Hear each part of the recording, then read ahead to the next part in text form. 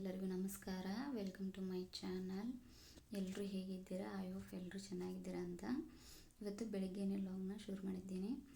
ಬೆಳಗ್ಗೆ ನಾಷ್ಟಕ್ಕೆ ಅಂತ ಉಪ್ಪಿಟ್ಟು ಮಾಡಿದ್ದೆ.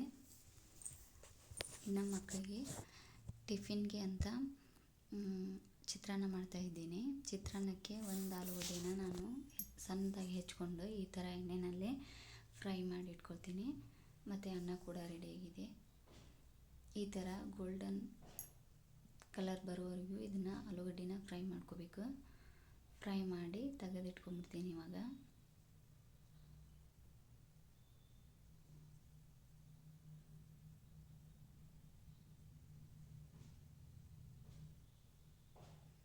ನಾನೆಲ್ಲನೂ ತೆಗೆದಿಟ್ಕೊಂಡು ಆಮೇಲೆ ಚಿತ್ರಾನ್ನ ಹೆಂಗೆ ಮಾಡ್ತಾರೋ ಆ ಥರ ಮಾಡಿ ಅನ್ನನ ಇಟ್ಕೊಂಡಿದ್ದೆ.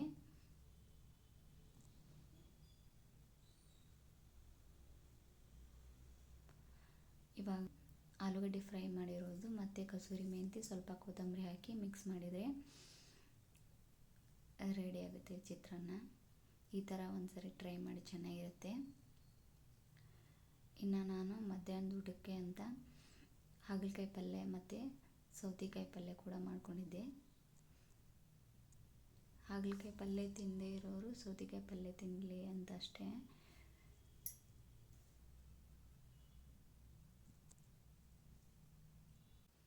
ವ್ಲಾಗ್ಸ್ ಎಲ್ಲ ಇಷ್ಟ ಆದರೆ ಸಬ್ಸ್ಕ್ರೈಬ್ ಮಾಡ್ಕೊಳ್ಳಿ ಅಂತ ಕೇಳ್ಕೊತೀನಿ.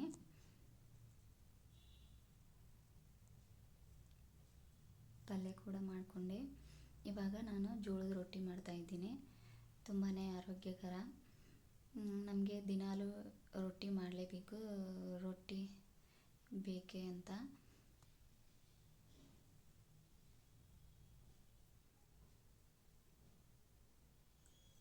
ಬಿಸಿ ನೀರನ್ನ ಈ ಥರ ಕುದೀತಾ ಇರಬೇಕು. ಕುದಿಯೋ ನೀರನ್ನ ಈ ಥರ ಹಿಟ್ಟಲ್ಲಿ ಹಾಕಿ ನಾವು ನೀರಲ್ಲಿ ಹಿಟ್ಟನ್ನ ಕೂಡಿಸ್ತಾ ಅದು ಗಟ್ಟಿ ಆಗಬೇಕು. ಹಿಟ್ಟು ಫುಲ್ಲೆಲ್ಲ ಕೂಡಿಸ್ಕೊಂಡು ಆಮೇಲೆ ನಾವು ಹಿಟ್ಟನ್ನ ನಾದಿ ರೊಟ್ಟಿನ ಮಾಡಿದರೆ ಆಯಿತು, ಜೋಳದ ರೊಟ್ಟಿ. ಈ ಥರ ಗಟ್ಟಿ ಫುಲ್ಲೆಲ್ಲ ಮಿಕ್ಸ್ ಮಾಡಿಕೊಂಡು ನಾನು ಹಿಟ್ಟನ್ನ ಕೂಡ ನಾದಿಟ್ಕೊಂಡೆ. ಇವಾಗ ರೊಟ್ಟಿ ಕೂಡ ಮಾಡ್ತೀನಿ ನಾನು.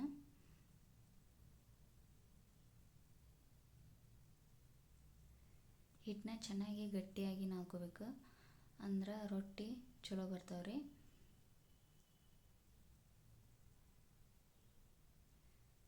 ಸ್ವಲ್ಪ ಬುಡಕ ಜೋಳದ ಹಿಟ್ಟು ಹಾಕ್ಕೊಂಡು ನಾನು ಈ ಥರ ರೊಟ್ಟಿ ಬಿಡ್ತೀನಿ. ಸ್ವಲ್ಪ ಈ ಥರ ದೊಡ್ಡದಾಗುವವರೆಗೂ ಕೈಲೇ ಬಡ್ಕೊಂಡು ಆಮೇಲೆ ಸ್ವಲ್ಪ ನಾನು ಈ ಲಟ್ಸು ಮನೆಗೆ ಹಾಳಿಸುತ್ತೀನಲ್ರಿ, ಅದನ್ನು ತೊಗೊಂಡು ಲಟ್ಟಿಸ್ಕೊತೀನಿ. ಅಂದರೆ ಸ್ವಲ್ಪ ಈಸಿ ಆಗುತ್ತೆ ಅಂತ.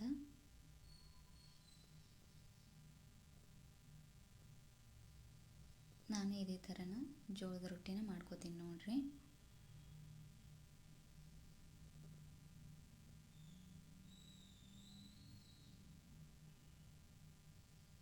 ತುಂಬಾ ಆರೋಗ್ಯಕರವಾದ ಜೋಳದ ರೊಟ್ಟಿ ನಮ್ಮ ಆರೋಗ್ಯಕ್ಕೆ ತುಂಬಾ ಒಳ್ಳೆಯದು ಅಂತ ಹೇಳ್ತೀನಿ.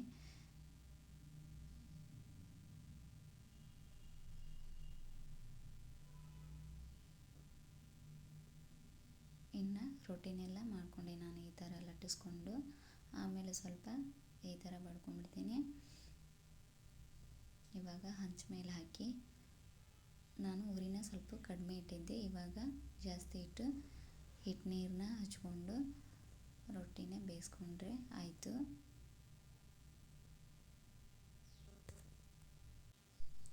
ರೊಟ್ಟಿನ ಹೇಗೆ ಮಾಡ್ತೀವೋ ಅದನ್ನು ಬೇಯಿಸೋದು ಕೂಡ ತುಂಬಾ ಇಂಪಾರ್ಟೆಂಟು. ಹಿಟ್ಟು ನೀರನ್ನ ಚೆನ್ನಾಗಿ ರೊಟ್ಟಿಗೆ ಹಚ್ಚಿ ಇವಾಗ ರೊಟ್ಟಿನ ಹೊಳಿಸಾಕಿ ಮೆತ್ತಗನೂ ಬೇಯಿಸ್ಬೋದು, ಅಥವಾ ನಮಗೆ ಖಡಕ್ ಬೇಕಂದ್ರೆ ಖಡಕ್ ಕೂಡ ಬೇಯಿಸ್ಬೋದು. ನಾನು ತುಂಬಾ ಮೆತ್ತಗೆ ಅಂತಂದು ಮೆತ್ತಗನ ಮಾಡ್ಕೊಂಡ್ಬಿಡ್ತೀನಿ. ಈ ಥರ ಕೈಯಲ್ಲಿ ಒತ್ತಿ ಒತ್ತಿ ರೊಟ್ಟಿನ ಬೇಯಿಸ್ಕೊಂಡ್ಬಿಡ್ತೀನಿ. ಸುಡ್ತೈತಪ್ಪ ಅಂತಂದ್ರೆ ಒಂದು ಅರ್ಬಿ ತೊಗೊಂಡು ಕೂಡ ಒತ್ತಿ ಬೇಯಿಸ್ಕೋಬೋದು.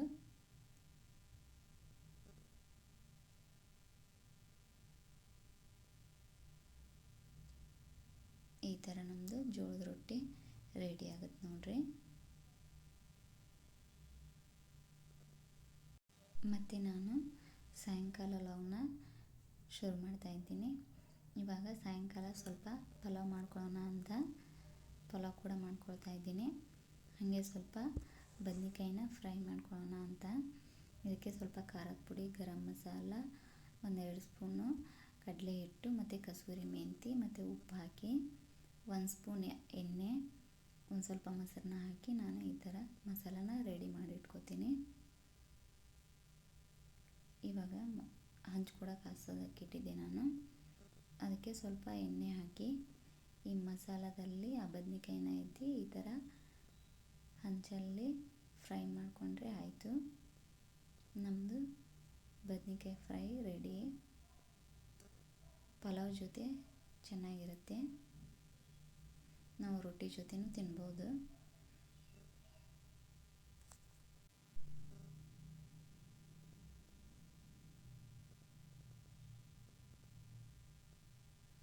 ಈ ಥರ ಇತ್ತು ನೋಡ್ರಿ ನಮ್ಮದು ನೈಟ್ ಊಟ.